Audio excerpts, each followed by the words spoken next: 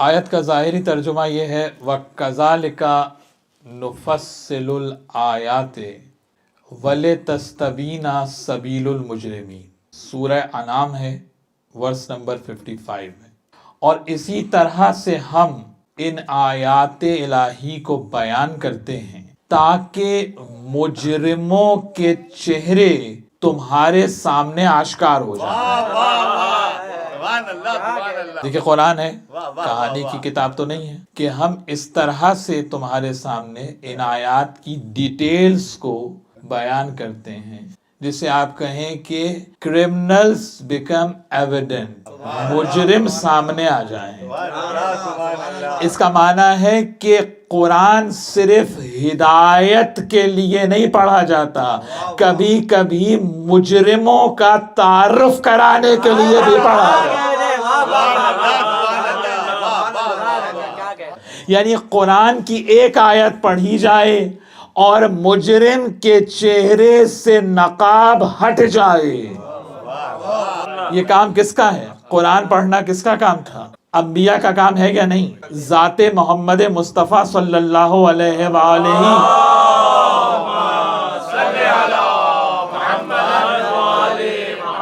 یہ پیغمبر کا کام ہے نا، انبیاء کا کام ہے کہ وہ آیات الہی کی تلاوت کریں۔ قرآن کیا کہہ رہا ہے کہ ہم آیات الہی کی تلاوت اس لیے تمہارے سامنے کراتے ہیں تاکہ مجرم پہچانا جائے۔ اس کا معنی ہے جو بھی قرآن کی آیت پڑھ کر اپنے زمانے کے مجرم کا تعارف کرا دے گی، آیت اس کے اوپر امپلیمنٹ ہوتی ہے۔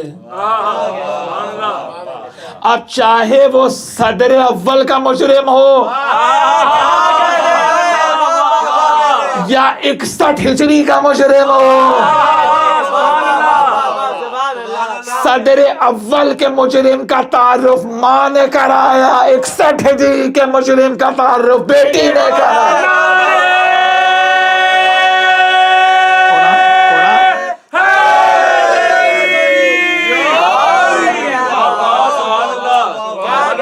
دیکھیں قرآن بول رہا ہے، کہانی کی کتاب تو نہیں ہے، قرآن حکیم ہے۔ قرآن کا کوئی فرقہ نہیں ہوتا، قرآن میں کوئی شیعہ سنی بریلوی نہیں ہوتا۔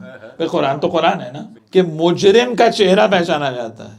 یعنی ادھر آیت پڑھی اور ادھر سننے والا سمجھ گیا۔ توجہ ہے یا نہیں ہے؟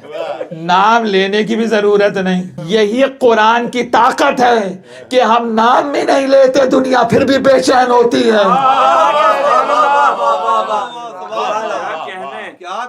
اللهم صل على محمد